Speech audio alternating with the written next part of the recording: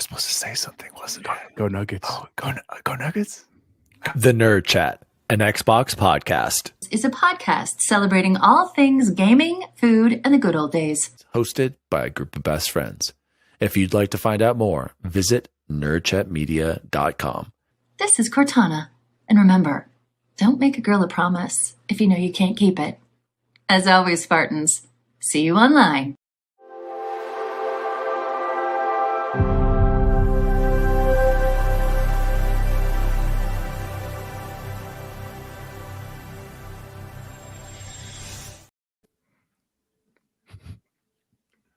Oh, hello.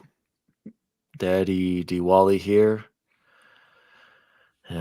Just reminding you to bite back. And I guess we're going to be waiting a while for those 2 extra heroes from this bite back edition of Redfall. Welcome to the Nerd Chat, an Xbox podcast celebrating we're trying to celebrate all things gaming, food, and the good old days. We're recording on May 9th, 2024. And unfortunately, we're going to be talking about rest in peace, RIP, Arkane Austin and Tango Gameworks, and more cuts inbound. Some surprisingly wise word from Ainsley, Bobby Bowden Bowden, and Sony bends the knee. Joining me as always is the co-host and super producer, Chipotle Bear. Chipotle Bear, how are you? 13,018. That is how many steps I have taken today in my office. No joke. Because it's been a super crazy busy week at work. Huge shout out to our guest who we're going to introduce in a minute, who's talking about his Teacher Appreciation Week this week, which has been great. But it's been busy, dude. Today was the last day with my seniors, so it was a big day of like celebrations and paper throws, and then I had awards tonight. That is why we were recording late, so I apologize for that. But thank you for all the fans that are already here. Matt, Nissa, we see you guys. Thank you. We love you. Ready for a show, bud. It's gonna be something. And joining us as always, Just Bacon, X Bacon Gaming. How are you? Gentlemen, I'm coming to you live from a standing desk for the first time in my life, and it is dang liberating. It feels good. Also want to give a huge shout out to our buddy Chapo over there for supporting everyone in your orbit the way you do. I was told to give you a huge shout out. Thanks, Adele. Thank you, Bacon. Shout out. And making his grand return, unfortunately, who's a fan of Minnesota, honestly? He's a Minnesota Timberwolves fan. Balloons. Secret Friends Unite cast co-op host. Please, unfortunately, like I said, welcome back the Minnesota Timberwolves up 2-0 on our Denver Nuggets. Short-lived. Mr. Todd Oxtra, welcome back to the show. Ooh, muted. Muted. Todd, you're muted. It's good to be back. Just like Rudy Gobert will be back, even though he didn't even play. That's my dude. I don't even know what happened. I'm a huge Utah Jazz fan, and Rudy Gobert is my dude. Yeah, I gotta love a good Frenchman. But it's great to be back. You guys are becoming part of my Thursday night like ritual. I'm playing a game, having a beverage maybe. I'm piping in when I hear something dumb, and I appreciate it. So you guys do a great show. You're engaging, and you are so much fun. So thank you for having me back. Absolutely, course, Todd. I also forgot to mention Todd jinxed me in my health, because the last time we was here, he said, "Dan, it's all downhill. You're going to die soon." Days later, hospitalized. It's true. Electrolytes are off. It's fair. But Todd, I have my blood work. Do you want me to go over the new numbers? I did get don't. A HIPAA violation. HIPAA. a Dan, lot though, of updates. I think like a couple days later, you were out like rating a chicken sandwich from McDonald's. So I don't even know. You see what he ate today? Never going to stop. What did I tell you what I ate? You today? had that Vita pack or whatever. What, That from did Walmart? look good, bro. Straight from Japan. We can talk about that later. Maybe we'll do a live review right now. Anyways, boys, let's. I also want to shout out the chat. The chat is popping off already. Shout out to Nissa. Shout out to Matt Valdez. Oh, Deja Vu says, "Get that jersey out of here, Todd." And They're we'll get to beating the us chat. fair and square. They're working. They're playing like masters of the game The- right now. Todd, if you guys don't win it all after you beat us, Yeah. I'm gonna Take be down very Oklahoma disappointed City, in bud. you. Very disappointed. Okay, this is your chance. This is your chance. Okay, It's been a long time since Minnesota has had a title. I don't even. Yeah, when was the last time?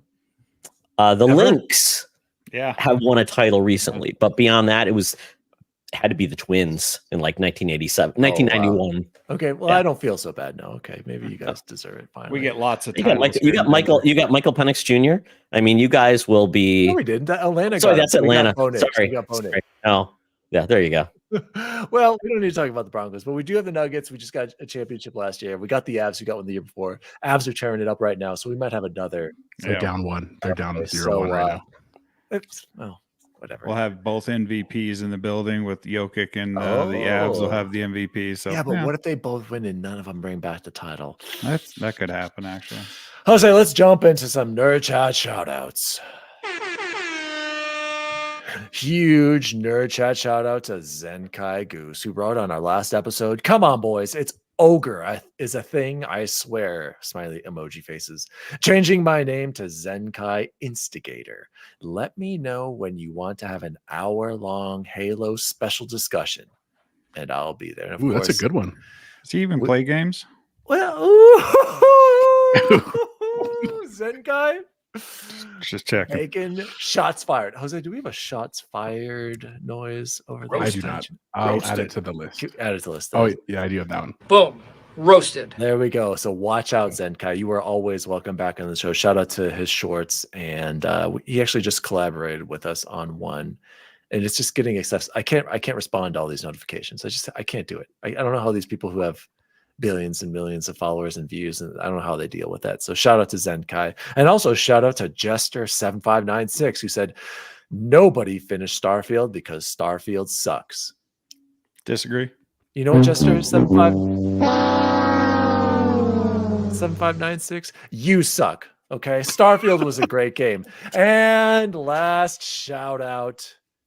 He went into the darkness, boys, and we haven't seen him in months, maybe years. A year. I think a year plus. But making his grand debut, BUBBLEBOY N7 wrote in on our last episode. Well, he wrote on it, but it didn't save for some reason, or I couldn't find it, so he had to text it to us. But BUBBLEBOY has emerged from his darkness retreat, just like Aaron Rodgers, and this is the first thing he wanted to tell our audience since being gone as the third co-host. Hey guys, it's your long lost mate, BUBBLEBOY N7. I just wanted to reach out and give a big thanks to each host of the Nerd Chat podcast for helping me successfully join the PC Master Race. So far, it's been a great transition with one exception. PSA, do not, I repeat, do not ever even visit the site g2a.com. They are a business that allows, nay, encourages criminals to send seemingly enticing officers to customers, which in turn get them to unwillingly give strangers from China access to your Steam account. And that's all BUBBLEBOY had to say. So congratulations to BUBBLEBOY. He just got his new PC. He got a Legion pre-built. We tried to build one for him, guys, but he just wanted something that was He's plug and nervous. play. It's He's okay. nervous. And that's fine. And he got a great smoking deal. He's got a AMD 4070, right? Ryzen 77. 4070 Ti Super. TI Yep, Super, he's right? got a 4070 Ti Super. So he's right in the step between me and Jose. So, and he's got a great processor. He's got 32 gigs of RAM. He's got a 1 terabyte hard drive. He got a smoking deal. So shout out to BUBBLEBOY for joining us in the PC Master Race. And has anybody else been to g2a.com? I've purchased some things from there. I've purchased Xbox games, 0 issues. Todd, do you have anything to say to the GT2A? Yes, that is true that there are sites that will sell you basically a Steam account, and that's how they get away with it. So if you see like $12 for like a brand new PC game, they're essentially selling you a Steam account, and that's where the hijinks begins. It's highly discouraged to do any of that. So if you see a deal that's too good on a PC game, Mm, Good to know. okay. But How did BUBBLEBOY find out about this? I assume he visited said site. he did, He and he lost asked money. us about it. Yeah. And I said, yeah, I've purchased Xbox games, and I haven't had an issue with any of my codes, so those are good. So maybe that's different than Steam, I'm guessing. And so, yeah, what'd you say, Jose? He didn't get his money back, or No, he's going to get his money back, but he lost his money because he bought. God, he told me what it was. He bought Cyberpunk, and that's what it was. It was with it was the like DLC, and it was with like some Steam points or something crazy. Yeah. Like, but he bought it with PayPal, so PayPal is going to refund his money, but not G2A. They were like, sorry that they didn't violate our business terms. So like, man, be safe about it if you're going to be there, guys. Be careful. Buy from CD Keys or other reputable places, man. Yeah, and to be Damn fair, it, like web. Steam has plenty of sales, and if you just wait, you'll get something on sale eventually. Yeah, straight up, dude. Put it on your wish list. Wait for it. Exactly. All right, boys. Jose, let's jump into Xbox news for the week. News team, assemble! News story number 1. And I'm going to start with the IGN article here from Wesley Yinpool.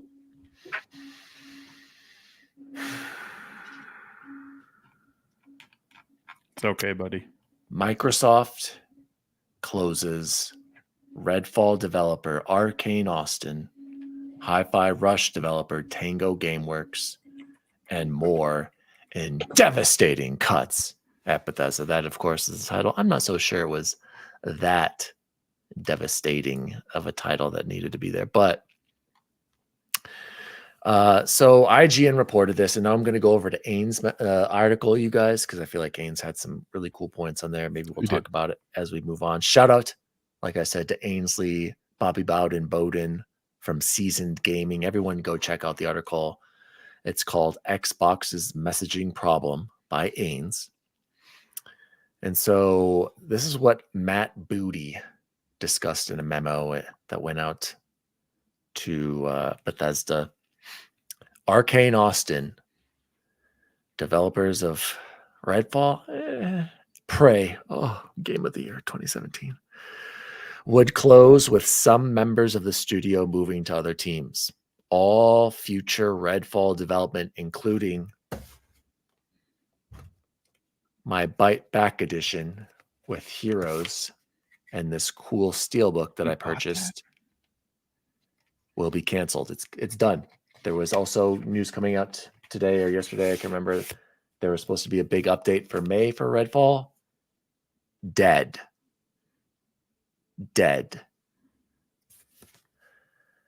Alpha Dog Games, developers of Mighty Doom, would close. And this one, gosh, this one hurts, you guys. This one, Tango Gameworks, developers of HiFi Rush, Tokyo Ghostwire, The Evil Within, is closing. Roundhouse Studios developers will join ZeniMax Online to support Elder Scrolls Online development. All other Bethesda Studios teams were unaffected. Just give me your immediate reaction to this, Todd. What was it when you found out about this news? It was essentially Xbox is now Microsoft. Xbox has no control over their destiny. It is all about their bottom line. You can even talk about the fact that they are looking at that $69 billion and looking to pay that back as soon as possible. And I think at this point, regardless of whatever Xbox leadership says, you can expect that will only last as long as their profits don't deliver and you don't see Xbox revenue expand and their profit expand. Because as we saw, without the ABK profit / revenue, Xbox-based business would have been down significantly, like 30% hardware and then software. With ABK, I think they were up 5%. So at that point, that just tells you that Microsoft didn't get to $3 trillion by being cool with having a company that has been around for now 24 years that has basically just been doing okay, highs and lows. And I think that essentially ended at the Xbox 360 era because as we've seen it, they've struggled with studio retention, studio vision, and accountability of executives to consistently release titles that would drive people to their systems after they came off their highest point of engagement. You saw the Microsoft meddling with the Kinect and not focusing on games. I don't think Xbox leadership was all about, sports, TV. And at this point, without Xbox delivering consistently high points on new revolutionary software that bring people in and capture the zeitgeist, I just don't see Xbox in this model really gaining back trust, because everything Xbox leadership says recently, just wait until something changes and then it all gets put away. I mean, we recently saw that one quote about, we want to release smaller games that will earn awards. What did HiFi Rush do? It did just that. Yeah, they got rid of a mobile developer. All their awards today, man, they had a ton of them. They want to be big on mobile, and they got rid of a mobile developer. And then are they going to start taking studios, and then are they going to plus them up to more of their, what do they call it, their high impact games? So we're going to start seeing studios just basically do the Activision model and drain studios and put them towards 6 core franchises. So that's kind of what I see right now. It's disappointing after what Xbox was, and it was a Maverick brand. It wasn't supposed to succeed. And now at this point, I just feel like I don't want them to speak anymore. I want their games to speak for Sarah them. Bond was just on today. Yeah, that didn't go well. Sarah Bond. Talking about the mobile store. Yep. Well, Jose, Todd was speaking straight fire right there. I don't even know how to follow that up. And that point saying Xbox is now Microsoft gaming. It's funny you said that, Todd, because that's exactly what, I don't know if you saw that article by Ryan McCaffrey that came out. He said he was interviewing 2 people and they were saying the exact same thing. Like, it's Microsoft gaming now, not Xbox gaming. It's just so funny that you said that. So Jose, your gut reaction as soon as you found out about this news? I mean, honestly, dude, the only thing I worried about at first was I was getting a Prey 2. Like, that was honestly the first thing. I was like, damn it. And to be fair, that was never going to happen. I think deep down that I knew that was never going to come, but it was like, dude, Arkane was always there. And I love the pedigree of what they've done. And yes, I know Redfall didn't hit, but I was just like, it's okay. Like, everybody's allowed to miss a little bit. And I think that is the sentiment. I've gone through a lot of emotions, honestly, because I've been listening to a bunch of podcasts. I'd finished Unlocked when I was coming home and stuff. Like, I am not an angry guy. Anyone that knows me, Nell, if you're in the thing, you can testify. Like, I'm not an angry guy. Like, I'm a pretty happy guy. Like, I don't like being angry. That's a bad way to live. Like, I'm happy because I'm grateful, because a lot of the world I work in, even like today is a long day, I still loved all the work I'm doing. And I was like mad, dude. Like, the hard part is I don't know who I'm mad at. And I'll be honest with you, I'm not mad at Phil. I know a lot of people are mad at Phil. That's very justified. I won't argue with that at all. Honestly, I felt bad for Phil, because he could certainly be lying to us. And I fully agree with what Todd said about, like, I don't feel like I can trust what's happening. You know what I mean? Like, I just feel like I keep saying stuff and then they do something totally different, which doesn't feel good. But I really like Phil. I think he is a character. He's charismatic. He talks to the fans. He plays games. Like, all of that stuff does matter to me personally. And I was like, dude, having to deliver this news, like, you just, like, I know we're gonna probably talk about this. Someone freaking nuked his camp in Fallout 76. Like, people are pissed, justifiably, right? And so I don't know where to direct my anger. Like, maybe it's Satya, maybe it's Phil, maybe it's Sarah, maybe it's Matt Booty, maybe it's someone else that, like, I don't even know their name, but they're really the ones pulling the thing. But it's just frustrating, dude. Like, I love games. I'm not a hater on PlayStation, but I do love Xbox. And I felt like for so many years that Xbox was the good guy, right? Like, they were not that Sony was the bad guy. I'm not saying that. Please don't take that out of context. But, like, I just felt like I was kind of fighting for this grassroots. Like Todd said, it was the company that was supposed to fail. And instead, now we've gotten to this point where, like, we're not rewarding creativity. And I don't want to ramble forever, but my biggest concern, as I've kind of settled out about this, is what is the message that we are sending to their other developers? Shout out to Joe on the chat, Xbox Deadbox over there. If I was a developer right now, I would be literally, I don't have it queued up right here. Sorry. Next one. bricks. That's what I'd be doing right now because I'd be so worried about like We gotta get don't a have- better. We gotta get a better one of those. No, I can hold it. I wasn't ready on it like this. We got. Thank you. Okay. Bricks. Good. Because I just felt like, dude, I don't know what to do now. Right. And here's the other piece of this, and I really pass it to Bacon. I'm now a big PC dude, and so I'm really playing all games. So it's not like I'm for lack of games to play, but like, dude, when we start shutting down great studios, that is kind of scary, dude. Like that really worries me a lot. So anyway, Bacon or Dan, I don't mean to take up the stage. It's fine. I'm taking it all in. So Bacon, I'm very interested to hear what you think, Bacon, because you are a disclaimer. Bacon is a Microsoft shareholder. For all we know, he voted for these studios to close, but at the same time, he's also a PlayStation shareholder. He's losing money on PlayStation Across the board right now. Everything's down right now.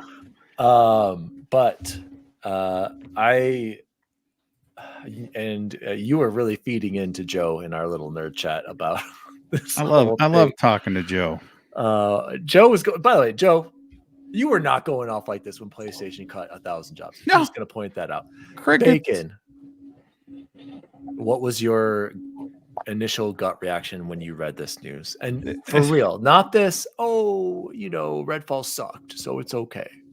My initial reaction is the tech space and the medium we love is heading for a crash, gentlemen. It is heading nose first into a recession or a crash, whatever we want to call it, all the way back to the 80s when they had the big crash.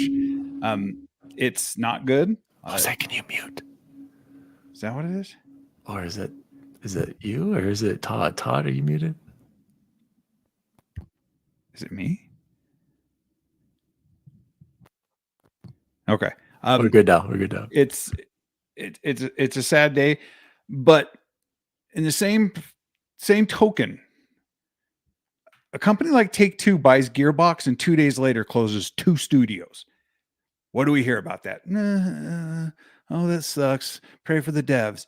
Xbox does it, and it's the end of days. It's okay. Xbox Counterpoint is to you. box. Here's the counterpoint, Bacon. Okay. When PlayStation closes studios, or the jobs that were lost, it wasn't from a developer like Tango Gameworks, who is just coming off a Game of the Year nominee. It'd be like Sony Santa Monica dropping all those jobs, right? No, I wouldn't go that Sony far. had- It would Sony be Santa Monica. like I don't know what the Sony comparison would be, but Media molecule. I don't know. I mean, no, this is way better than Media Critical Molecule. darling, They need maybe. to be. They need. I to don't be, know. They need to be shut down. But I'm just saying, like you've got HiFi, you've got Ghostwire, you've got Evil Within. These were solid games, but did they sell well? Were they making Bethesda money beforehand? Like I don't know. I listened to Jeff Grubb. He's the only one I trust as an insider, and he is fairly certain that this move was going to happen before the acquisition. It was a done deal. Both those studios were going to be cut prior to the acquisition. I also heard that it took 4 years to develop Hi-Fi Rush, a 6-hour game? And if they're pitching Hi-Fi Rush 2 for another 4 years out at a $30 game again, how do you recoup that? The problem is nobody bought the game. Xbox Game Pass is a lot to blame. I don't know if it push subs. I don't even know how they track that. There should be a thing that says I'm subscribing because of this game. Click yes, or am I a longtime subscriber? I don't know. I don't know how Microsoft tracks that. But 4 years for a follow-up to Hi-Fi Rush, a game I loved. It's the only game I've ever reviewed and done a video review of. Love the game. But when you're faced with the prospects of another 4 year for Hi-Fi Rush 2, 4 years for that, and $30-$40 price tag, by then games will probably cost $90. Maybe it was just too much. Maybe I don't know why they wouldn't have just given them their independence like they did Toys for Bob. That I don't understand why they didn't try to sell them. Keep the IP. So the industry in itself has had a ton of layoffs. Like you said, 900 people laid off at Sony. They're the number one. They have the greatest games. They've been selling like hotcakes. Their hardware's up 9 trillion%, and they're still laying people off. Epic and Fortnite laid people off. Apple is down. Everybody's down right now. It's just Microsoft's always the first, and then when anything happens with Microsoft, it's always the loudest. It's always it really is. It's the big Xbox bad is evil. dead. Xbox is back. Xbox will probably be back if this game showcase hits at all. I agree. Things are exaggerated with Xbox, but like didn't play any Evil Withins. I didn't play Prey. No, my only real experience with Arcane Austin is freaking Redfall. And as much as I love playing that with you, Dan, it's not a good game, bro. I was like, you guys complained about that for a long time before, just so you know. I was complaining about the 60 terrible. FPS thing, and I was refusing to play it until that came out, and then I played it on my PC. Remember when it was broken and we were one-shotting everyone, just like walking through them all? We're all cool. That's just skill, bud. Cool. No, it was broken. It hurts, and I would like to get numbers on exactly how many of those devs got absorbed in. Yeah, I'm assuming Bethesda proper, and then the Roundhouse guys got absorbed into Elder Scrolls Online. The Alpha Dog was 25 devs that are gone, and it sucks, and I hate it for them. But let's be honest, this is a company that needs to recoup $70 billion, and you don't do that waiting for 4 years for another Hi-Fi Rush. Let's talk about that. Ains, shout out to Ains, Season Gaming. This is in his article, and we were going to try to get him on the show, but of course, I am Luke, and he needs to record with me on Thursday night with Cast Co-op, the same guys as you, so he can't go. Okay, Dan? That's exactly what Luke said to me. I was trying to get everybody on for this episode, but thankfully Luke stepped in. Funeral. Luke's gonna provide, or not Luke, Todd's gonna provide the corporate response that's why I wanted Todd to come on, because he works. Disclaimer, General Mills, disclaimer. Big cereal. As I step back and put on my corporate hat, this is from Ains, I can explain these moves by Xbox and other restructures throughout the games industry. I've worked in a major corporation for over 25 years. God, do you hear that, guys? Ains has been working there for 25 years. How old is he? Like, we don't even know if this is like his second career. And I've been through mergers and restructures directly several times. They are painful every single time, and they leave a lasting impact on the people affected. But I can usually see the top-down view of how we got here, even if I don't personally agree with it, probably like Phil Spencer right now. Xbox has spent upwards of $80 billion investing in growth in the past several years. In doing so, they've grown exponentially and no doubt have what they consider to be redundancies. Further down the road, where we seem to be now, is typically reprioritization and restructuring to hopefully achieve the revised strategic goals. At the end of the day, it's numbers on a page. And believe me, I realize how cold that sounds. As I said, I've lived through it many times in my own career, including recently as last year. It sucks, but it's also the reality we live in. And as gaming has grown from the geeky niche hobby we adored decades ago to the massive global industry it is today, it comes with the territory, I'm afraid. So Bacon, like you said, they're going to have to make back this massive investment. And Ains's point here, he said that they're hopefully getting rid of these redundancies to get back on this reprioritization and restructure to achieve the revised strategic goals. What are their goals? What's Xbox's goals? What do you think it is now, Todd? Like, is it just to give us? Is this going to result in a Fallout game coming quicker? Possibly. I mean, is this going to result in getting to that extent? Though, these games take forever to make. I don't understand. I am so confused. But they're getting rid of these studios. We don't even think they're going to be keeping the talent from these other studios to bring into Bethesda, ZeniMax Studios, or the Fallout to work on Fallout, or go to Machine Games or something. So, Todd, are we going to see these goals at the summer showcase? Maybe. I don't know. If Bobby Kotick could have been brought over with the ABK deal, Microsoft would have been very happy. That's what they want. They want fewer properties to manage, focus, and have many, many teams make multiple iterations constantly. Without that, I don't know what Xbox's visions are. They don't have games that drive the type of revenue they need to get back that type of money. Game Pass is kind of where it is. It's not going to grow anymore. They're going to have to raise price or get it in more places. The only places they can get it are on elsewhere, and unfortunately, people aren't interested in that. They didn't even make a streaming box, and we already, that was another way to get games to people. They don't have a streaming only tier.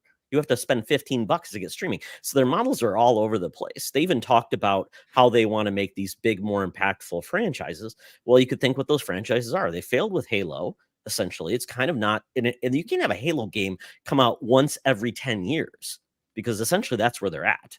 And the current Halo is probably generating very little revenue for them. So it's kind of like, why do we keep putting resources in it?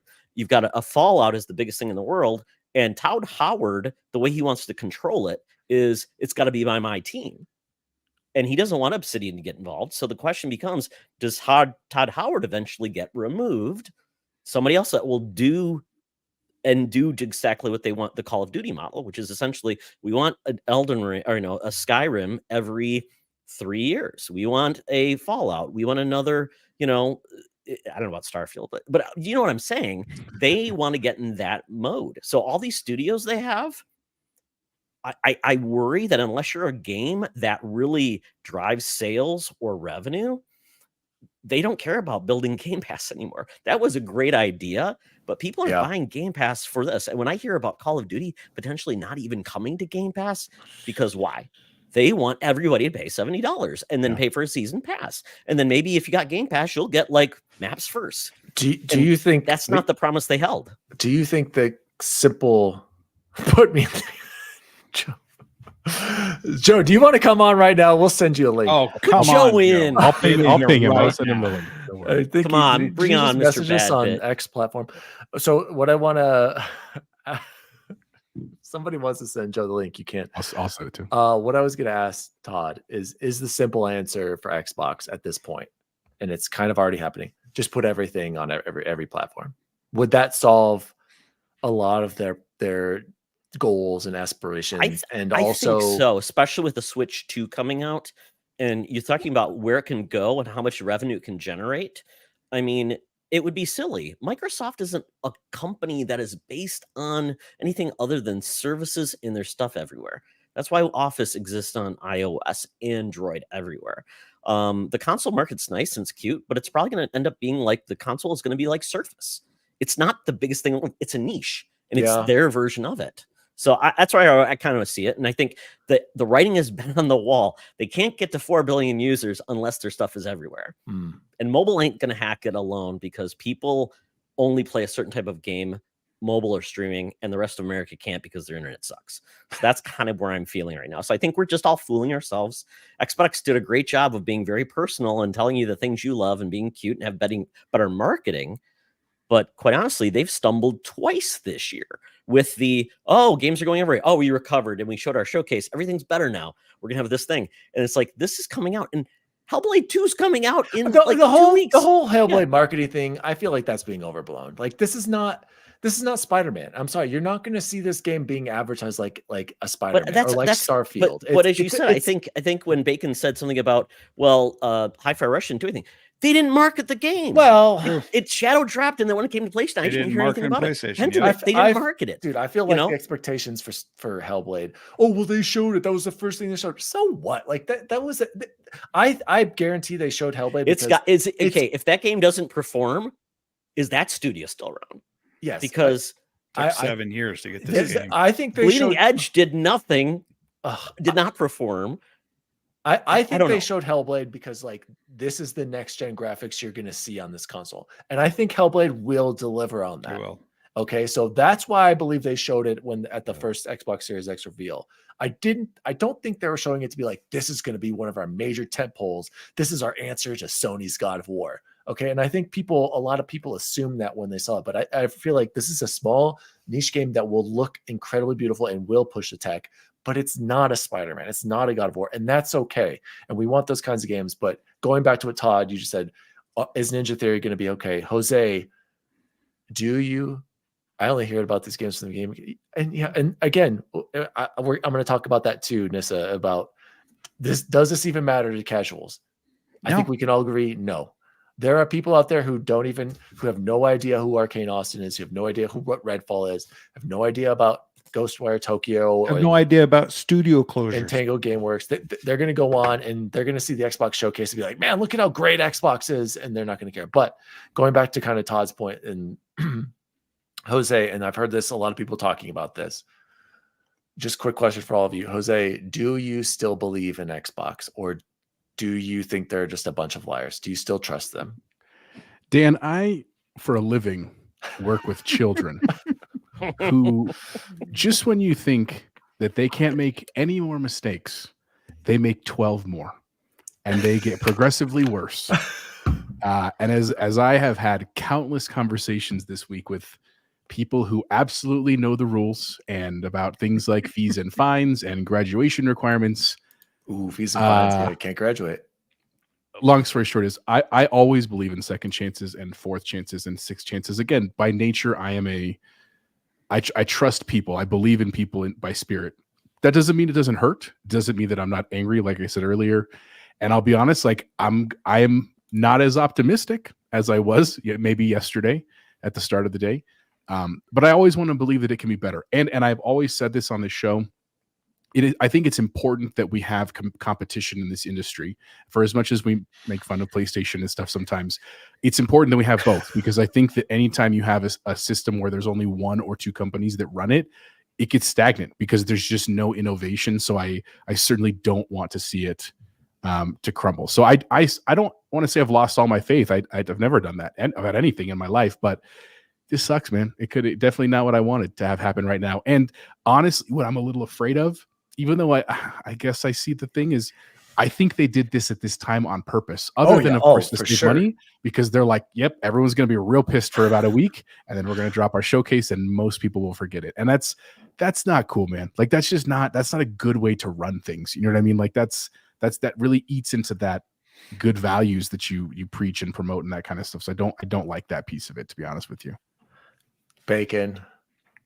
Disclaimer, you are a shareholder. Disclaimer, Bacon owns Microsoft shares. I can't lose faith.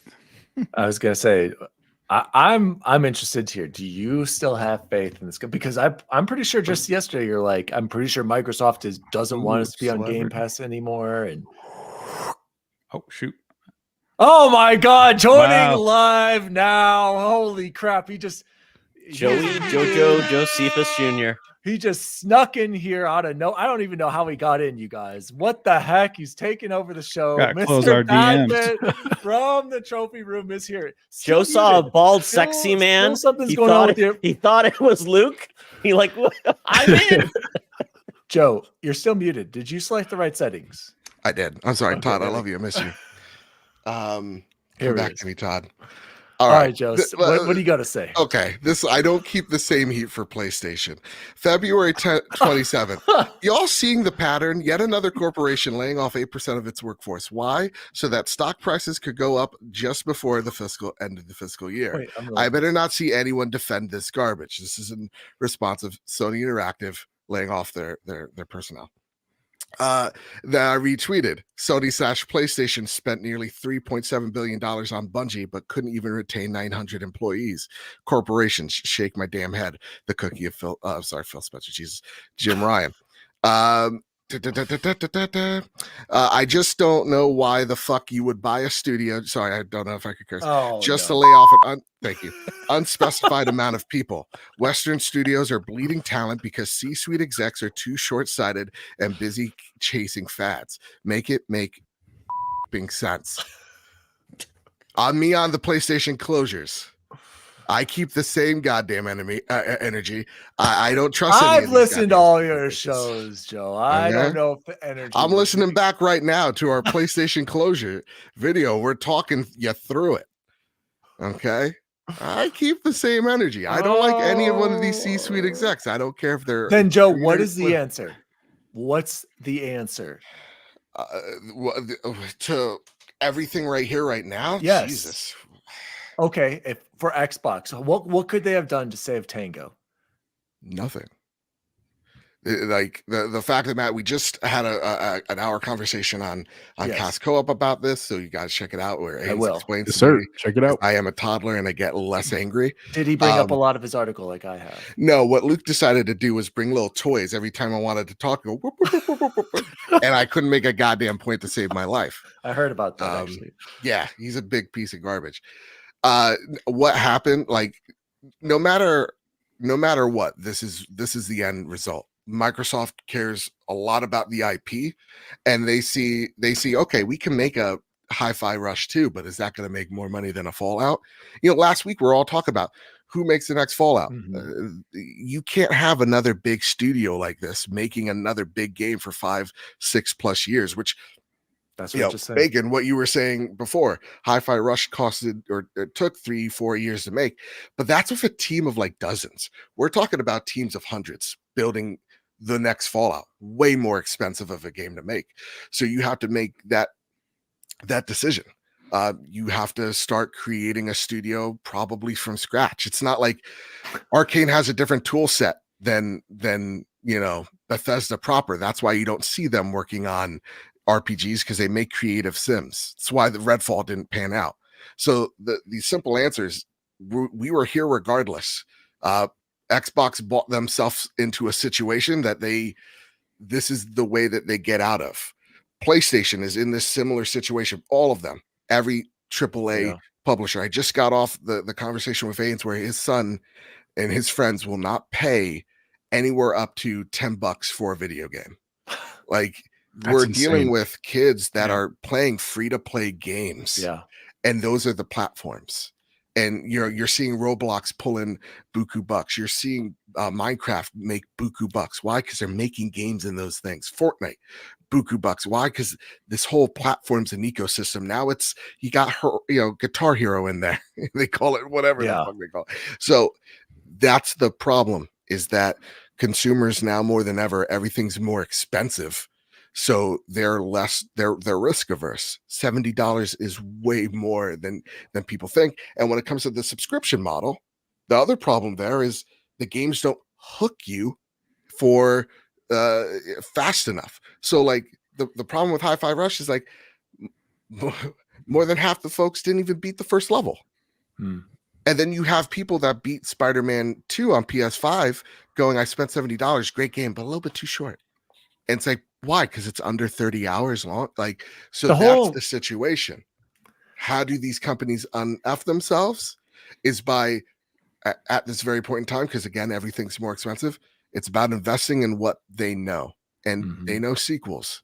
That's a great point, Joe. Do we in this chat think that if Starfield wasn't Starfield and it was, in fact, the next Elder Scrolls or a Fallout, how much better and critically it would have been accepted?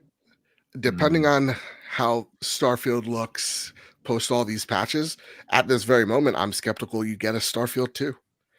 Like, to me, I see them going, okay, after Elder Scrolls, we do, after Elder Scrolls, we do Fallout. After Fallout, we do Elder Scrolls. Back at it. That's it. How old is Todd Howard? He looks really young. He looks young. Well, that's what money does for you, Bacon. Is he going to be like 85 years old and maybe Starfield 2 has been released? He's 54. He's 54. Yeah. But he's not gonna make a Starfield 2. If it was just an Elder Scrolls or whatever released just on if it was Elder Scrolls, that would have been how much crazy. different would that game have been? But the Baldur's Gate thing made a difference, though, because if it had released along Baldur's Gate, there would have been some problems there. If it would have came out before Baldur's Gate, that was a huge factor. If it came out ready. So the real rub is what's going to make Microsoft Gaming more money, a Fallout 3 remastered or Dishonored 3? Fallout. Right now, it's the Fallout. What's going to make them more money, right? An Oblivion remake or Hi-Fi Rush 2? Oblivion remake. So like those are the answers to it sounds like another publisher. Right. The ones that remade, how many times have they made the last one? But real talk, and it works for them. I know. I'm not disagreeing. Speaking facts. And that, see, well, you listen to the show every once in a while. I listen every week. And thanks for Bacon's always acknowledging me there. yesterday. Nice. Yeah, Bacon's literally know, I there. I did don't that. listen until afterwards. So wait, so they couldn't have gotten any of these studios and said, we're not going to release you, but now you're going to be our port makers. You're going to be the guys that that's do what the I'm saying. They're HDMI, not like a Blue retaining Point. these people. Like, I mean, in some Xbox way. does not have a Blue Point studio to do this. There's only So are one they going to go that's external? only Are one. they going to make these studios do things that don't know the tools and say, instead of making something new, this is what you can do? It's a little frustrating, right? It's a little frustrating, but it's also really hard work to do because you're like, for example, like the rumor is on the street, like Oblivion's the thing that's going to get remade, and they're having difficulties with the Oblivion remake because it's a really old engine that they're trying to remake from the ground up, right? So you're dealing with people that never had to deal with any of the problems that the people making the game originally had. Like multiplayer. Yeah, so like it's a really difficult situation because they don't have a Blue Point, and the creation engine is weird. So like there's multiple things that come into play, but what you're seeing is Microsoft going, we're going to just double down on what these studios know or what they're known for. So like Bethesda probably will be the Fallout, Elder Scrolls, sometimes Doom company, and it's from time to time a game that you punch a Nazi in, which is great. Like, and that's what they're going to be. Activision's going to be your Call of Duty, your Blizzard game, and whatever have you. And then Microsoft Studios is going to be your Halo, Forza, Gears, Motorsport company. Forza Horizon. Those all are games that have long legs, have long lives. Yeah. They have He's microtransactions, absolutely season right. passes, all the stuff shareholders love. And Forza Horizon is huge. Like that probably should be on PlayStation. I mean, if they really wanted to make some money. Yeah, but is it going to that would compete with be- Gran Turismo on PlayStation? Yes, because Horizon's a Good completely question. different game than Gran And Turismo. it's way better. It's I agree. I've become to love Horizon. So I mean, You Forza get is a Gran way Turismo better. once every generation, unfortunately, too. So I they have mean- nothing else. I mean, and that Of was the like, issues I don't know if that was. PlayStation has now. I was gonna say, Todd, or you were saying, like, are we gonna see a Naughty Dog game this generation? Like, that's wild. Yeah, I didn't Right? think about that. Like, It's a thing that I think I said on the show this week is like, there's a good chance, guys, how long these games are taking. You don't see a Naughty Dog. There's a chance you yeah, don't see a Naughty and going Dog back to your game point, this Joe, why are they making these games so massive and so long? Like, why do they continue to do that? When you look at trophy data, when you look at achievement data, people do not finish games. People don't even get halfway through games. So why do developers continue to make these massive games? I don't get it. Like, I know because you have a vision, but like, can you just shorten it down?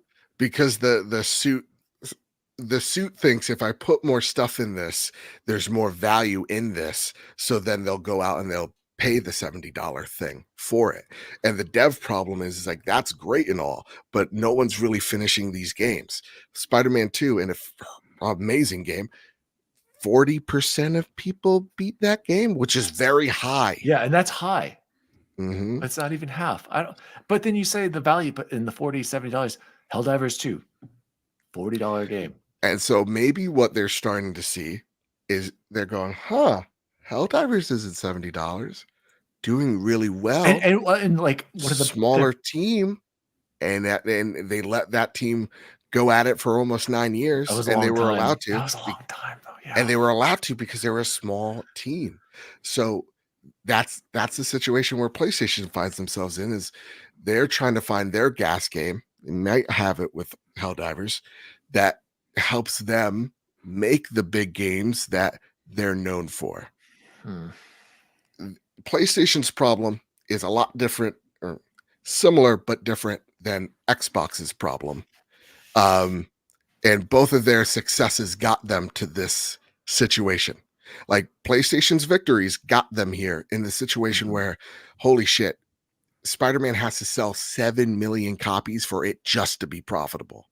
And as for Xbox, we bought ourselves into some of the best IP, no demand. And now Daddy Microsoft is looking at us in a way that we never had. And they are expecting the return of over $70+ billion of investment. They're looking for at that and then some. And that's why you're seeing multi-platform games. That's why you're seeing them trim, sadly, what we're going to call fat in this situation, trimming studios down or just utterly throwing them out because they're just not even in the pitch state yet. It's the incompetence of people not being able to see farther than 5 feet in front of them. Yeah. Well, Joe. I'll say I like you better on here than on Crossfire. Joe, MrBadBit, Joseph Moran, thank you so much for stopping by. You can catch him on PS Trophy Room. The Trophy Room, PlayStation Podcast, God damn it. Sorry. It's been too long, Joe. I know it's been too. Can we do something again, Todd? I miss you. Absolutely. I miss your Musk. All right, I was like, can you boot I'm him just out of here? outta We here. got a show to go. See you, Joe. Gaspin Appreciate soon. Joe stopping by, guys. I think I asked Jose, and he was saying he's closing thoughts. Bacon, do you still trust Microsoft, or should we just? Does Microsoft executives at this point just shut the Beep. fuck up I and just keep your mouth shut, if- like Sony, like Jim Ryan? Do we need a Jim Ryan? Is Phil Spencer really Jim Ryan all along? Bacon, I don't know. I'm gonna tell you right now, they had that little town hall or that little meeting after all those games were announced to go to PlayStation, and Phil promised us the Call of Duty and all Activision titles will be in Game Pass day one. If they walk that back, I'm done. I spent way too much time. I'm an investor. I bought Activision. I turned around and bought Microsoft. I'm fully on board with this, and I've been a full price Game Pass subscriber since 2017. I Me paid too. full price every single I have month. not been paying full price, And I not once. I bought into hopes, I bought into dreams, and I'm a PC player, so I don't really, the console thing doesn't bother me at all. All games should go everywhere. But if they walk that back, or if they raise the price of it over $20 a month, I'm going to no longer be a subscriber. They promised us, Sarah, Phil, and Matt Booty, sitting there with Tina, and they promised us these games are going to be in Game Pass. So that's my litmus test. Did they say at launch? Yeah. Todd, Okay. Do you still believe in Xbox leadership and Xbox in general, or do you think this is now Microsoft gaming only? Phil said 10 years. They are still in third place. They still don't have marquee titles. So I would say at this point, they've scrambled executives. They've done things. They only had one Halo come out on Xbox One. They had one Halo come out in this generation. They haven't had any titles that have launched in the zeitgeist. And they keep saying next year will be the big year.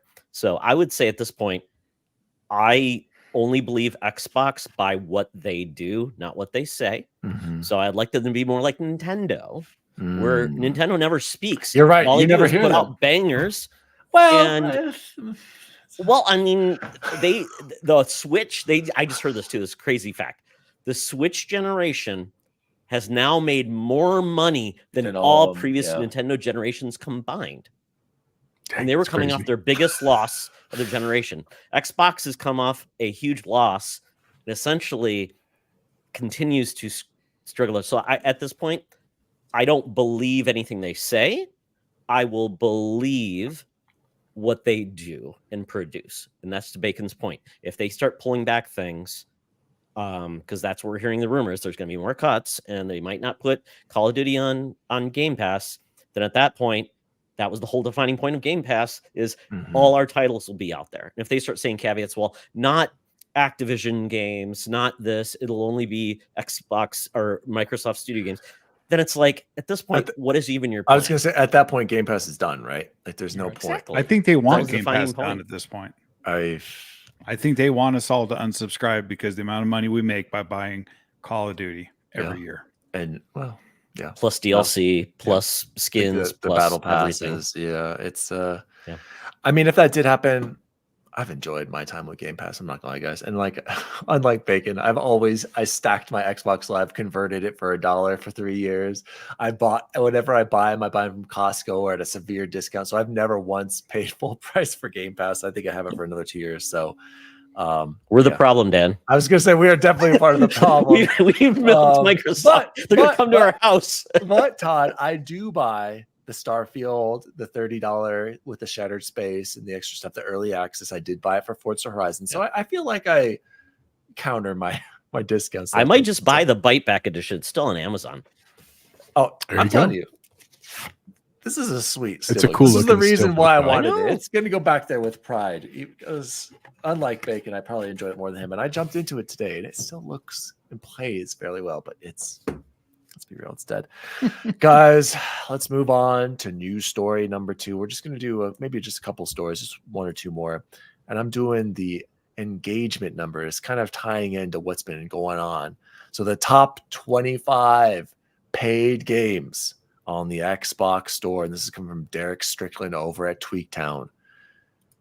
Number 1, shocking. These are paid games that people are buying. Fallout 4, Call of Duty, GTA Online, Fallout New Vegas, Madden, Topspin. Guys, what are these next games? What is Bendy in the Ink Machine? Skur Ritual Deluxe, Bendy in the Dark Revival. Skur. This must have been some sort of on sale combination of games. I've never heard of these in my life. Minecraft, Football Club 24, Fallout 4, just standard, not Game of the Year. Outlast Bundle, Dragon's Dogma, Black Ops. Who is buying Black Ops 3? Deluxe, the deluxe version. This is a $100 that had to have been on sale. I don't know. Red Dead Redemption 2 Ultimate Edition 100. I wonder if that. Oh my God! It does say prices at time of recording. Asterisk indicates if it was on sale or not. Star Wars Jedi Fallen Order, that was only $5. Call of Duty World War II. Star Wars Force Unleashed, GTA 5 Premium Edition. Who doesn't Resident own that Evil game? 5. I know. Who doesn't own Grand Theft Auto? Star Wars The Force Unleashed 2. So this was for the May the Star Wars sale, and another Outlast. So that must have been on sale. And then I wanted to talk the 20 most popular Game Pass titles, Jose. It's further down. Do we need to be playing more Rainbow Six Siege, Jose? Because that game is old. That was like an early Xbox One game. That's number 1. Then we have Fallout 4, MLB The Show, Minecraft, Forza Horizon, Fallout 76, Star Wars Jedi Survivor, Another Crab's Treasure. Shout out to Jose's been playing that. Madden 24, NBA 2K, Halo Infinite at number 13. Interesting. Fallout New Vegas, Grounded, UFC 4, Gang Beasts, Sea of Thieves, Diablo is dropping, and NBA and Madden 2K24. So going along with what we were just talking about, people only play what games, Bacon? Sports games, big franchises, battle royales, free to It's true. plays. I mean, short of Another Crab's Treasure in there, everything in Game there is Pass. expected. Well, what about the ones that were purchased games? I mean, GTA Online's only $10. Fallout because of the show. Call of Duty. Yeah, this is pretty much the same. The only real recent game I see on here though is Dragon's Dogma, but that was $5. That's not even Dragon's Dogma 2. That was the other one that was on sale. So Dark Arisen. yeah. Why do we think Sony canceled all their live service games? They're unknown properties, and it's a scary time, and margins are thin. If you fall back on your Elder Scrolls and your Fallouts and your known properties that olds like us are going to buy, and the gaming industry's in trouble, man. Yeah. Todd, anything stand out to you from Xbox's paid games and Game Pass games? It's just it is really interesting, the games that do outstand. And Bendy and the Ink Machine's a big kid meme. It's kind of like Five Nights at Freddy's, kind of one of those type of games. So it's big with the kids. But yeah, I am surprised there's a lot of those games that are on Game Pass people are still buying, because like Football Club just came to Game Pass. Why are people buying that game when they can play it on Game Pass? Is it just that people don't think Game Pass is a good deal? They're not getting the games they want? I don't know. Speaking of Game Pass, I'm looking at the Game Pass titles, and so 9 of the top 20 are Microsoft, 4 are EA, 2 are Take-Two, 2 are Sony. And then when you look at the sales, though, only 7 are Microsoft games, then 4 Take-Two, 3 EA, and the 11 just random others. So it's kind of like flipped on the other side for sales versus Game Pass. Jose, just what are your thoughts on Game Pass in general? Do you think is it going to stick around? What are you thinking now? I mean, think about it. We are 7 years into Game Pass now at this point. I mean, is this going to be the last straw right here? Are we going to see Call of Duty go into Game Pass along with Indiana Jones? If they don't see like a huge increase in subscribers, is it over? Are the good old days of Game Pass over? Honestly, I don't think that's the case. I know that sounds weird. Like I fully understand why people would argue differently. Dude, there's too many games, Jose. There's just. But I think. So here's some wonderings I've had this week again as I've listened to a lot of shows. Is one of the most frustrating pieces of this is that, and I think Nis is the one who said this earlier. Someone did. I'm really frustrated that like they didn't get ahead of this. Like when Matt Booty sent out that email, you had to know that it was going to get out immediately and the world was going to be on fire. Like every one of those executives, Phil, Sarah, Matt, Aaron Greenberg, Satya Nadella, everyone knew this was going to be a bad news thing. And so did Satya really know? Yes, absolutely. I'm sure he knows. Well, I know he knows, but did he really think it was going to be a big deal? Well, to that point, just a quick note about a history thing here. Remember that for most of Xbox's life, it's basically a financial footnote. Remember that. Like it's not a big investment for them. But all of a sudden, when they bought Bethesda, and then a couple of years later we buy ABK, now all of a sudden it's a much bigger part of the pie for Microsoft. That also plays into this. Is that their biggest acquisition ever? Because I know they got LinkedIn and other things like that. Ever. Yeah, by not just long shot. So what I'm frustrated with is like, why didn't you get ahead of it and say like, look, we need to be able to talk about why we need to maybe put Game Pass numbers out there, maybe talk about like, because that's always the frustrating narrative is like, of course, games on Game Pass are not going to sell as much. Like that doesn't surprise anyone in this world because they're not paying for them by unit, right? You're buying for the service. Why aren't they better about promoting like, yes, but we had this many concurrent players, or during this time period when it was at its peak, we made, I don't know, $50 billion off of Game Pass, right? Something that just shows like the value, and the value is there. The reason we know that is because of PlayStation Online. If there was no value, PlayStation would have never made their version of this, and they wouldn't have kept it either. Right. So like there is the value there, but something is wrong. Something is broken. I don't know whose fault it is. I don't necessarily know how to fix it, but I agree with Bacon. I agree that if they don't get caught on there, something real bad is going to happen with it. And that's what's weird about it. Cause like, let's just say it disappeared. What happens to all that IP? Do we just go back to individual purchases? Because that's going to make them even less money. They could do it like PlayStation. You're not putting your first party games in there day and date. It's a collection of older games or games. But it's too late. They've already done that. I know. I'm just saying. Like you're right. I think that would be a bad look and a bad move. But that could be a solution, and people will be pissed. But at that point, who cares? They might be multi-platform, and they don't really care. Well, and where's the line? So like what I'm fully expecting is going to come out of this, and then I'll stop talking, I promise. They're going to be a price raise. If we're going to get caught on there, we're going to see a price raise. And I'm okay with that, I think. But I don't know where the line is. That's the question. For 3 years. So yeah, raise it all you want. Of course you are, Dan. I know you're the problem. We've established this. I'm saying that is it buy now, guys, $20 a month? Is it $25? I think it would probably be 20. For sure. And at $20, if I got caught day and date, and indie, it's still indie, I think I'd be fine because again, the way I've always looked at Game Pass, last thing I'll say, is if I buy 2 games a year at full price, I paid for Game Pass. Like really, that's the way I look at it. And so if you can give me 2 bangers a year, COD included, for a little bit of a price range, I'll be honest, I'm still in. I am.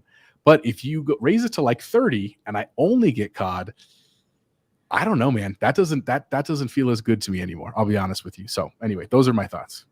Anybody have any closing thoughts on this? Bacon, I believe they're going to go tiered structure like PS Premium Plus Extra, and they're going to put the Activision titles in there with 20. Right. Then standard Game Pass will be 15, and then they'll be core. It already is the tiered. thing we made fun of PlayStation. That's what we're going to do. And I guess I'd keep it at 20. If not, that's $240 a year for me. I could buy 2 full price games, so it's still 3 full price games. 20 is kind of like the Mason-Dixon line for me. I don't know. This is coming from the dude that just bought a desk that is a beast. I just want to point that out. This desk will last me longer than Game Pass. Shout out to Deja Vu. I just pay for a subscription to that desk. Incredible. Deja Vu said, I just canceled my $9.99 a month membership. I feel like I haven't used it at all. And Matt Valdez said, that Redfall logo is so good. Unfortunately, Matt, Very that good. might be the only thing we can agree on that was so good about Redfall. So- Shout out to B, finally got off work. To hope I didn't miss a ton. Well, you kind of did miss a lot. And B also said, I'm glad I could make it and glad X Bacon finally tried Chick-fil-A sauce. Can you believe that, you guys? That meme's got It's insane. That short's almost got 500 views. Insane. Go ahead, Todd. Closing thoughts. And I'm going to move on to the last story. So I think it is time to restructure Game Pass as a whole Yeah. to really find out what their first party titles are worth to the audience, because right now it's intermingled. I think Good point. they made a mistake by doing the Xbox Core and not making it like online play plus streaming for $5 a month. That is an entry point that most people are okay with trying, and people are okay with $60 a year. That's a good call. Then the next tier is to I Bacon agree. saying it's the next tier. It's like your indies. It's those games that are like a year old. It's Evil West. It's things like that. And then your top tier, that's $15 a month now. First party Streaming is games? included, but I don't think people find value in the stream part. Not everybody wants for PC gaming. So I think that's where your top tier would be if they make it $20 a month or whatever. That is all in, and every game is first party day and date, and you get DLC now. Oh, Because right now DLC you don't get for free; you have to buy it. So add some value, but make it that more would be like a expensive. 25 one for me. I don't know. What if Or early access, you'd have to get. I don't know. They gotta. What if they added like a TV streaming service? And I only asked that because like you heard about Sony maybe buying Paramount, right? Like imagine if they added that to their tiers, right? Like I know that sounds insane. That sounds insane until they say like, hey, just like Amazon Prime did. Hey, if you join Prime, you get Amazon Prime now. Like I'm just saying, it's not. You get it's not Paramount out of the Plus. realm. You can watch the Halo series all the time. Honestly, if we don't think spending $10 billion on Paramount's going to change Sony and cause layoffs, these Sony guys are eating the member berries. All right, we'll pick Joe back up. Joe, get back in. All here. right, get back on to news story number 3. This will probably be our final news story. Sony backs down and won't enforce the PSN accounts for Helldivers 2 on PC players on Steam. What will Sony do next for an audience that likes its games but not? I gotta say, this whole Sony bending the knee. Sorry, this is coming from Kevin Purdy at Ars Technica. Why are PC players like this, Bacon? Like I just hold on, Dan.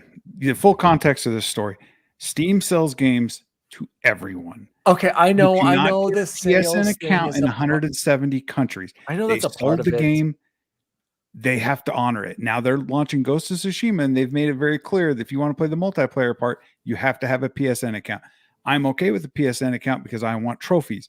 Not everybody wants trophies. And the difference is the PC community stands up and defended people and it didn't even affect everyone. Do you really think it was about the people who I do think it was about it. In the countries You that do can not access try to screw the game. PC community. There's a reason we're called the master race. We do not take this stuff. Ooh, somebody had to edit that out. Cut it. We're cutting. White guy should never say that. We got a shit. perfect clip right there. Every time someone tries to do some 107.40. screwery, the PC community lets them know they will sign up if they But they'll want sign up for a what they're- Steam account. They'll sign up for a Microsoft account. They'll sign Right. up for an EA But account. again, it's not offered. All of Africa can't play this game. On PC. All of Or- all of Africa. If you look at the map, no one in Russia, which nobody cares about Russia, but all of Russia can't. Dude, they're fighting Ukraine right now. I can't get behind them. So you launched a game and you allowed millions of people to play it. You allowed the PC community to make the game what it was. Over 60% of the players are on PC. And then you're going to tell them they must do this or they lose access to their game? No. If that was the case, they should have had it at launch. They should have had the account linking done at launch, and then people could refund right away and go, oh, I can't make a PSN account. Instead, they let it go for 3 months. I mean, Sony had to lose this one. Yeah. And they are adjusting Ghost of Tsushima, so now you can play the single player without the account. But if you go online, is it delaying the game? No, it's still going to come out on time. That's the thing. Is they're not even offering trophies or anything to the Helldivers community. They're just saying you have to have this account just so they can inflate their monthly active users, which I don't blame them for wanting all those users. But you can't cut off access to a game. I'm sorry. Yeah, Todd, I saw you nodding your head earlier. What do you think about this? You're not even a big PC gamer, but your son is, right? Well, I mean, I have a PC game. My son is actually playing right now, and I try to use the thing to mute him. He's playing actual Helldivers on PC right now. So he's amazing, and he loves PC gaming. That's his favorite platform. But this is my Sony right here. This is the Sony that can't get out of their own way. Is ridiculous. They have bad marketing, bad leadership, yet puts out some good games every once in a while. This year has not been great for their first party, and I believe that. It's bad. It's been essentially third and second parties putting out the games that have actually made some noise. There's got to be a better situation. Do something. Microsoft gets around this because Microsoft.com or Outlook or whatever is available everywhere. And so it's very easy for them to do it. If Nintendo tried this, I don't know where Nintendo's available. They probably don't sell their systems anywhere. They couldn't do this. But Sony needs to come up with some way that for any country that doesn't have a console to be sold in their region, like a lot of the emerging markets don't, because they can't afford them. They need to have a different way to do this. And maybe they can code it by countries. Like if you're not in the countries that have this, then we waive it, or there's something else that allows it. But other than that, it's stupid, it's dumb, it's ridiculous. It's Sony having their first major success in an online game and doing this. It's dumb. I don't know what else to say. It's stupid, and they need to get all the flack in the world. And I hate to see the studios that are making these games get punished for it. Jose Bacon wrote to us in our little nerd chat that he hopes PC players. He said what did you say, Bacon? You hope that PC players don't I hope this doesn't make Sony walk back their trophy support and their games, or their PC support specifically. But games it does coming to show PC. It does show you how important PC is to Sony. Yeah. So, Jose, do you think this alters PlayStation's plans for PC in the future at all, or do you think they're still going to be all in and just not as all in with the PSN overlay with all games? I don't think they have a choice but to be all in. I don't know if they want to do that. That's the harder question, and we'll never find that answer, to be honest with you. That's like a backdoor route question, like discussion. But the reality is they need it because they need the money, and that is where the emerging market money piece of it is. And Todd's right. Like the more places you get your games, we've known this for a long time, the more money you're going to make, even marginally. And I do agree with the sentiment. Like I think this was overblown a little bit. Not that I don't want to support the countries that didn't have it, but like mine the fact was that this like took the world by storm, at least in the gaming world. I think it's kind of cool that the gamers won. Like I'll be honest with you, because one of the other points that we didn't really touch on, and we don't have time tonight to talk about it, is that like one of the big issues with the whole Xbox thing that we've talked about since the start of the show is that they're so vocal about what they do. Like they're out there all the time. We know who the executives are. They share some, not all of their strategies. Yes, their marketing could use some work. I get all that, but they're out there. Sony is not. They are basically the opposite, and Nintendo's even worse, right? And while that's fine, I'm not judging that for that per se, but it feels like whenever there's a complaint in the Sony world, it's just like you're just mad and you can't really do anything about it because there's no one to complain to. There's no one to listen to your message because it just falls on deaf ears. And so I think it's kind of cool that to some degree people were like, no, we're not backing down, to the point where it actually caused a change. And granted, I'm not saying like we have to be careful with that power. I want to be very clear. This is a Spider-Man moment, right? That like we can't just do this all the time and all of a sudden the companies are just flip-flopping on everything, because then we'll never get anything. Right. And to that same credit, you know, like I'm worried about everything you've said with Microsoft of like, so let's just say theoretically they're going to take all these resources, at least some of them, the best parts of them, right? If we want to call it that, and put it towards like a Fallout game. You already made that point, Dan. It's going to take 5, 6, 7, 10 years for this to happen. So like, what are you going to do during that time? You know what I mean? Are we going to be in a drought kind of like PlayStation is right now? And no disrespect to Todd, but like that is what worries me about this. So I'm glad we got this changed. I think it was important to happen. I'm glad to support all gamers around the world, but I think we got to be careful about this all the time. Like I don't want to just this to be the next thing that we all jump in on something and all of a sudden before we know it, nothing ever gets made or nothing gets better because all we do is complain about it. You know what I mean? Like that, we got to be careful there too. Yep. I have a Todd, solution. What? PlayStation should have their own launcher that is agnostic to PSN that anybody can access. And this gets around it. And then they can get all those features versus the PSN piece PlayStation. And as a benefit, if you're a PlayStation player, if you own it on PlayStation, you get it through the PC launcher. If you not, it's on Steam, and Steam doesn't require those things. And if you want those, kind of like extra things, Microsoft, that's allowed. So like Bacon, if you want the Steam, if you want the achievements and you agree to it, you get those, but it's not all or nothing, which I think is what you're pissed off about. It's like, you can't throw the baby out with the bathwater. Give us a compromise. So do something for the people that's not in their region. And if they want these things, they can get, and there's a benefit. So that's what I would say. I hope Sony does. Got it. All right, guys, let's move on. That has been the Xbox news for the week. Let's jump into what have we been playing and or watching. And I will go quickly here. I beat Evil West. Oh, it was a fun time. I think I spent about 16 hours. Got like 600 gamer score. I want to say I would describe Evil West as a God of War meets what was that freaking game on PlayStation 4 that was, oh god, the one where they're like in England and they were like hunting wolves and stuff, and it was like Order.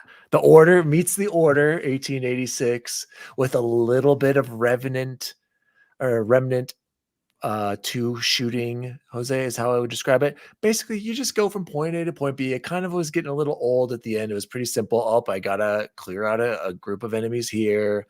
I wish there was a little bit more in between action, more platforming. Like you can't jump in the game, so you're kind of just walking and you have to like, approach something and just climb over it. I feel like if they could advance the platforming or movement in the game, it would definitely be what I would like to see in the sequel. But what I do want to shout out about Evil West story, Jose, I couldn't tell you what happened. It was vampires, right? Vampires and saving the president or whatever. I will say one cool mechanic that I think would be an easy solution for people who are intimidated by Souls games, and I know this is sacrilege to say all From Software could learn something from this game. They give you checkpoints at different stages of boss fights. The final boss has 3 stages. As long as you got to a certain stage, you restart the checkpoint 1/3 of the way through. And then if you get another one, now you're 2/3 of the way through the fight. I think that could be something cool that you could implement into From Software games. Not saying it has to be on by default. Normal players, that's the easy mode. Exactly. Normal players can play it how they want. You just don't check that box off. It's off by default. You check it on if you want a little bit of assistance with boss fights. There you go. When you get to stage 2, it creates a checkpoint. You start right there. Just something to think about. I really, really liked that feature from Evil West. So it's on Game Pass. I enjoyed my time with it. It could look pretty at times. I thought it was. But then I jumped into last night and completed the first chapter of Final Fantasy VII Remake Integrade, is I think how you say it, Jose. I don't know. It's not French. And I gotta say, I was like, man, this game, beautiful. Absolutely crazy. I'm running 4K, 120 FPS, and I'm like, whoa, this destroys Evil West, an even newer game. And I beat the original Final Fantasy VII on PlayStation 1.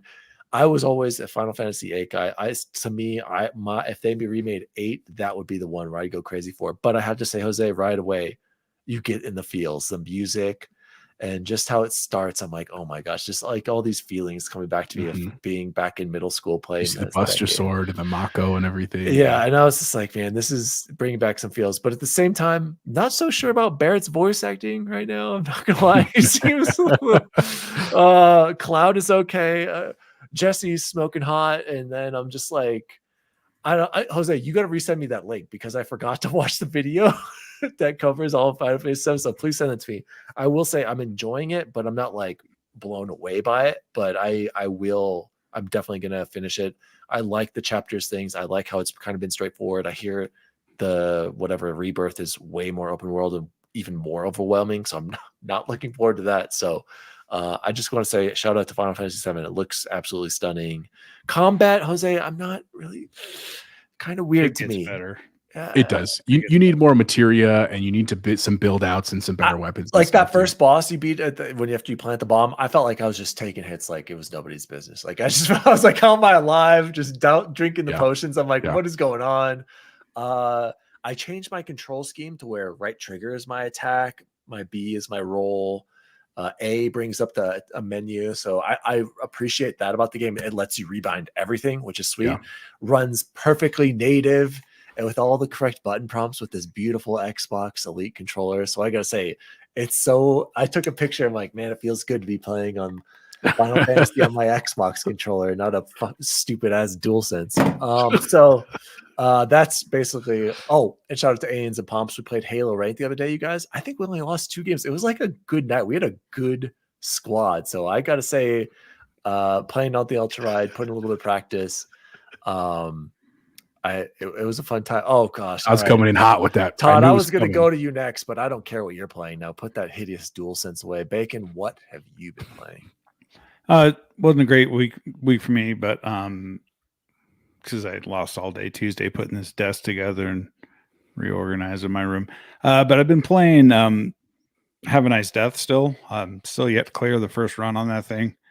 It's one of my kind of games. It's super fun, super light. So if you're just want a quick game, Do you play it on the Ally Bacon, or what are you playing it on? I've been playing it right on my desktop. Okay. I do have it on the Ally, and it runs fine on there. Just reading all the text and the things you're unlocking and stuff like that. The size of the screen. But I've also been playing Hades 2 and Hades 1 again on PC. Hades 2, a lot like the original, but there's a lot more mechanics they've added in. A lot more stuff that you got to buy and progress, and but the combat and all that are still the same, and still what we all loved about Hades. I've gotten to the second boss now twice or 3 times, so it's Hades, and it's great, and it's going to be a great game. It's gonna kill like the first one did, but that's about it for me this week. How you want to tell people it was your birthday, by the way, and was. when done with the desk you got, it's an amazing desk. Yeah. Wife got me some golf stuff, and then I ordered this and got to now pay for it. So it was a pricey one, but if you're a fan of a standing desk or a quality desk, the Secret Labs Magnus Pro XL cable management's insane. It is. Do you have that picture that they sent us? Maybe you can bring that I can up. look it up while Todd talks. Yeah, go ahead, Todd. Why don't you share? And by the way, Bacon supposedly is going to get a short to us or a video of his setup. I'm going to do a full it's review real of the crispy. desk. Years now, but I swear it's coming. Todd, what have you been playing? Need to use my standing desk more frequently because I have one, but I always forget. So Bacon, put a timer or something. Remember, stand up because I always forget. But it is great to have a standing desk. So the games I've been playing is Sandland. I got it through GameFly. It's very fun. It's Akira Toriyama. There's an anime right now. I think it's on Netflix. You can watch it, or maybe it's Prime. But it's very fun. It's kind of a weird open world. The future, you have melee combat with demons, and you're trying to get water, and there's tank combat. It's very fun and goofy, and I like it. So if you're looking for a lighter, fair game that's open world and fun with quests and things like that, I would highly recommend it. I don't know if I'm going to stick with it, but I think it's a fun game, especially if it comes on sale and it goes to Game Pass or, PSN. I think it'd be a great game just to play around, especially for kids, because it's very much like that anime style is beautiful. The game, though, I started was Outcast 2. I think it's called A New Beginning is what it's called. And that game is really cool. I tried the original Outcast. They did a remaster of it, and this is a game that goes back like it was original voxel game back in the old PC days. But this game is very fun. It's very much like it kind of reminds me of like a Mass Effect tied. I know that don't take that for everything, but like kind of a Mass Effect with also like an Uncharted vibe where there's traversal. You get a suit that's very vertical, so it's a very vertical game, and essentially you get combat with weapons. You get a shield, melee. It's a goofy game. I don't think the writing's great, but I think the combat, the traversal, and the mission style, and it looks really good. But I think it feels like a AA, not AAA game.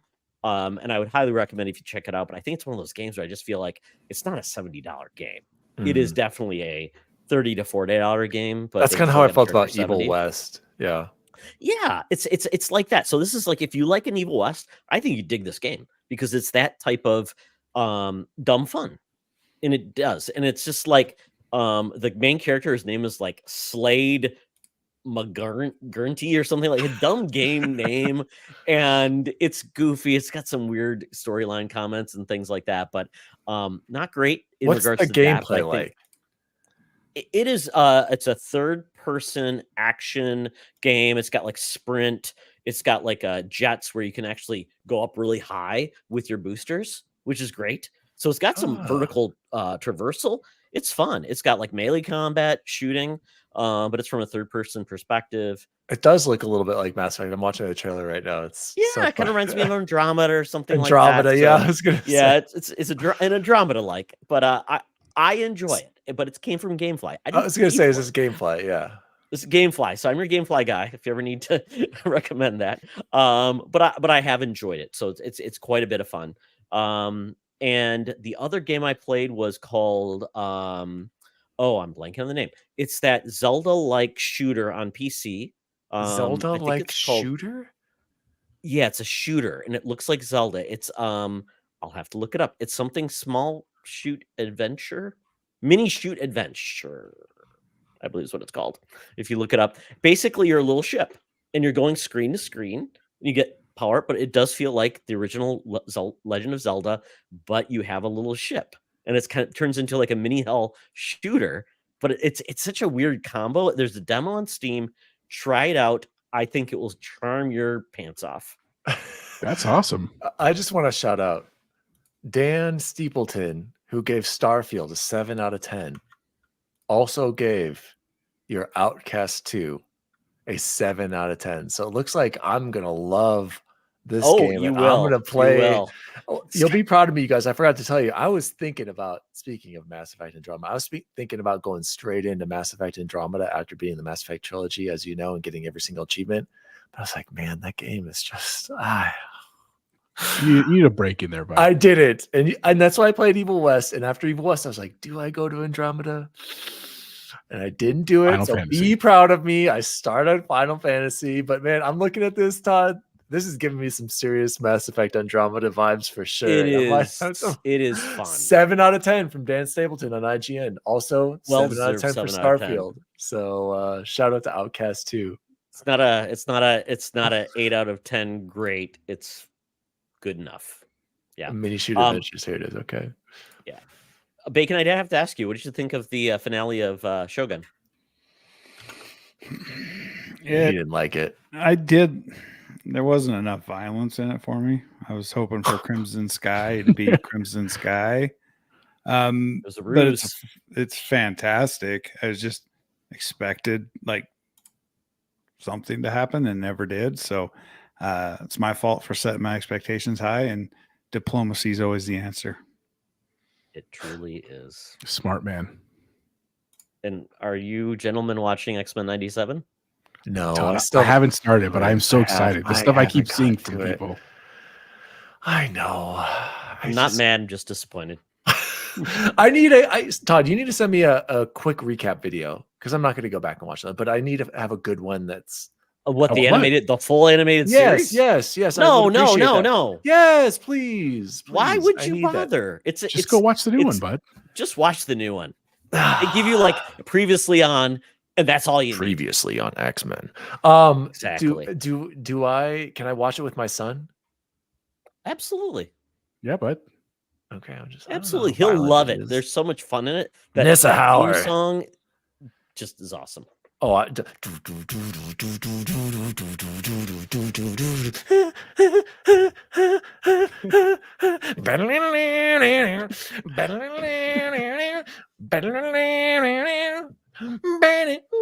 Hey, I hope we don't get the DCMA strike, because they make sure to edit that out. Shout out to Deja Vu. He says Hades 2 right now. It's very similar to the first one, but good, can be addicting. Nessa Howard just started HiFi Rush. Not good at jumping, really. Nessa is. I hope you're liking it. That was one of my favorite games. Stick with it, and you can put the difficulty down. But there's really cool story parts in that game, especially towards the end. Oh gosh, Nessa, please follow it. Please get to the end. Yeah, truly. It's so Some of the good. bosses are so some of the sick, some of the bosses are especially towards the end so I'm bad good. at the parry in that game. I agree. I was that the parry sucked, and I even like altered. I couldn't figure out what button I wanted on. Something was off with that parry. I think we can all agree. It dropped to easy. It's okay. And she said X-Men 97 is so good. Screen Crush has a rundown in 15 minutes. Okay, I'm gonna look it up right now on YouTube. Jose, what have you been playing? Real quick before I go, for the people watching online, this is Bacon's new setup. Just a quick thing. He's going to do a full tutorial. Check that out on a short soon, but it looks real clean. That Happy is for you, a Bacon. 76-inch monitor he has there. It's 49 and it's curved. It's something nice. It's pretty sweet. I'm just worried, Bacon. Like I was playing Final Fantasy VII. That's not wide, ultra wide, is it? No, No. that's why you're not enjoying that. You know where it looks good? No, Looked good on my no. OLED. It was incredible on my TV. No, it was incredible Yeah. on my OLED. But then I came to this, I was like, oh, it's just so disappointing when you come to the ultra wide wanting that experience. And I'm like, are you serious? Come on. Anyway, sorry. Go ahead, Bacon. What have you, or Jose, what are you playing? Unfortunately, I've only played one thing this week, and I've only played a little bit of it just because it's been busy, like I said, at work with graduation next week. But it is another Crab's Treasure. I really like that game, man. And I'll tell you what, here's what's crazy about it. I almost quit it because I got to this part where it's kind of this open area of the ocean, and they tell you, the story tells you, go north. And so my immediately reaction was like, I'm going west. Right, because that's how I play games. Is I'm like, I'm gonna go explore everything else and find all these secrets, and then I'll do the quest. And I found this other boss that was just wrecking me, and it's like a little black squid. If you play the game, you know what I'm talking about. And he was just killing me, and I literally was like, I think I'm gonna quit this game, dude. Like, because I wasn't even getting close. Like, it was like when you play your first Dark Souls ever, and you're just like, I'm getting like cheeks clapped out here. You know what I mean? Like it. And so finally I said, you know what, maybe I should go try up north. And it turns out that's what I should have done.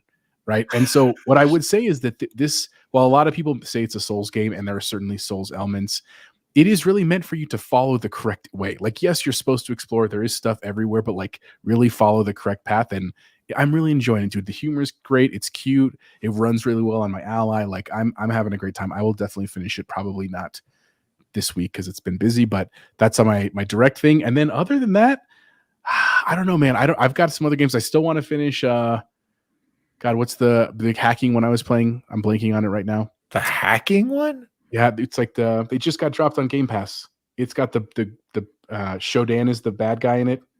System Shock. That's what I'm talking about. Oh, Thank you. that's not a Game Pass. You bought that.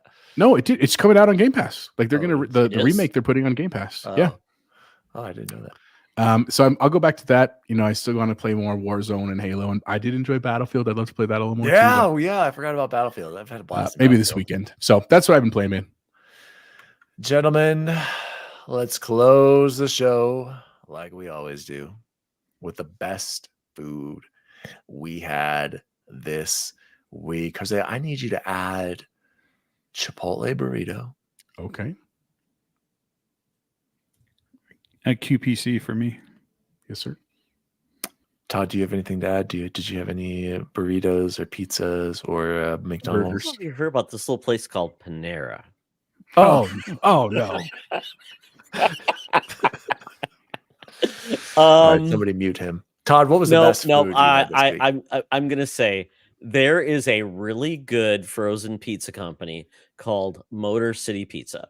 Yep, Costco. sells it. Exactly. Now, if you can find it, the best one is like the pulled pork with a barbecue sauce. That is amazing. May not be able to find it there, but they make a great Detroit style pizza. Yeah. So if you can get, I mean, it's as close as you can get without finding a real place. Highly recommend that. And I just want to say, Jose, I actually got free samples of the stuffed nachos OEP for my R&D person. So shout out to Connie. She hooked me up. I got 2 bags. Finally got to try it.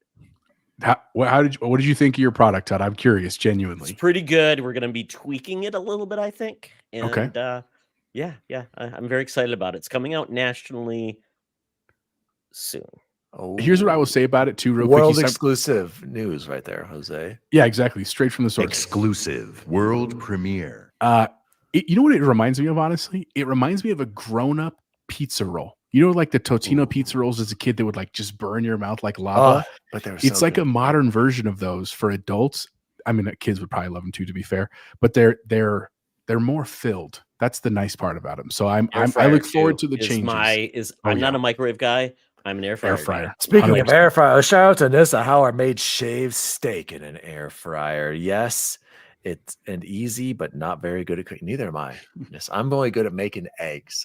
I can make you the best cheesy eggs ever. My kids love my freaking eggs, and Allie does too. Compliments me every time. That's about it. Maybe grill burger. That's as much cooking as I do. Jose, what was the best food you had?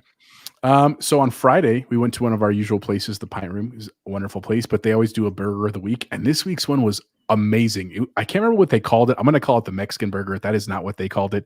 But it basically was, think of it like a burger, but they put like a Crunch Wrap Supreme on top of the burger. So like a tostada and beef and cheese and lettuce and salsa.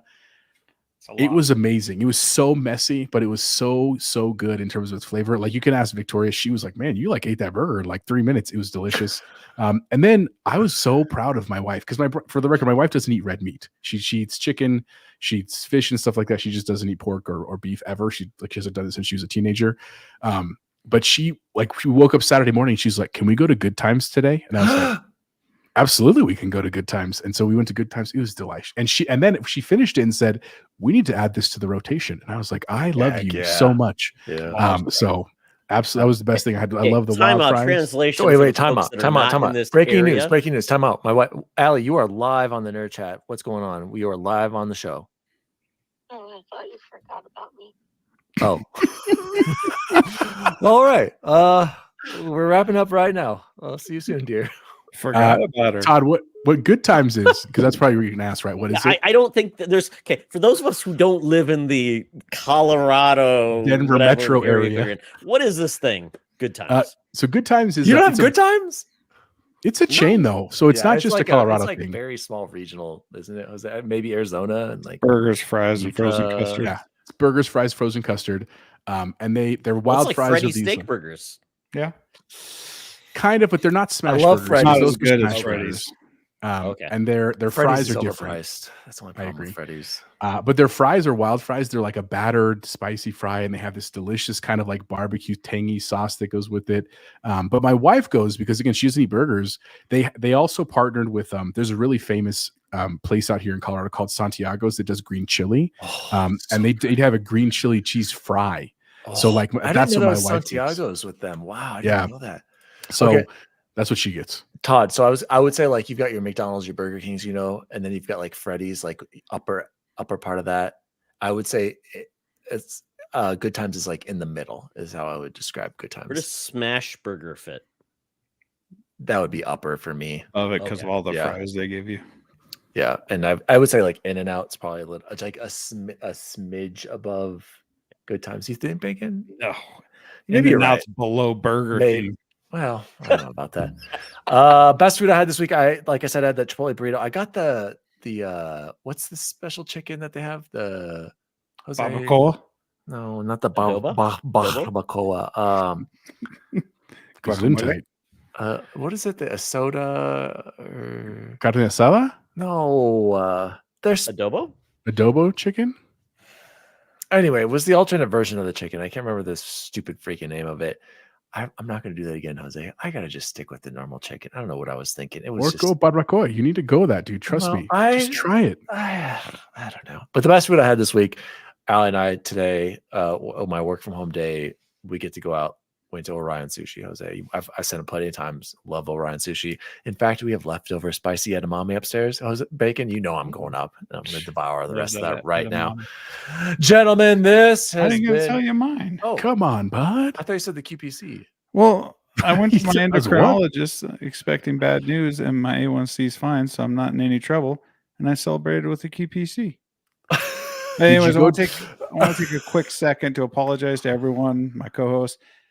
My impassioned Helldivers speech, I just reheard it back in my head what I said, and it did not sound right. That did not come out right. I want to apologize to anyone who's Bacon, we listening. know it was a joke. Oh No, it wasn't even not a joke. It was just sounded about bad. PC Nobody Master Race. clips that because it sounds It's being really clipped. bad thinking about it. I'm But not going to clip that, baby. I Oh, want come to on. apologize to everyone if anything I said was stupid and or offensive.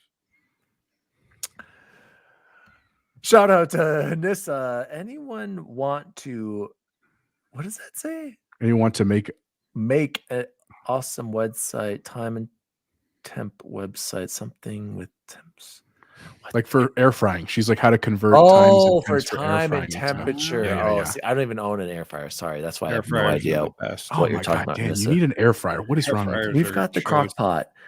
B said made a garlic pot roast with potatoes, carrots, and some homemade biscuits with a country sausage and pepper. Good gosh, B, when are you going to come cook for us? Episode 200. B is coming over and cooking for us. We're all going to Dan's house. Todd, you're invited. Todd will fly in with Matt. I made Kennedy as carnitas this last weekend too.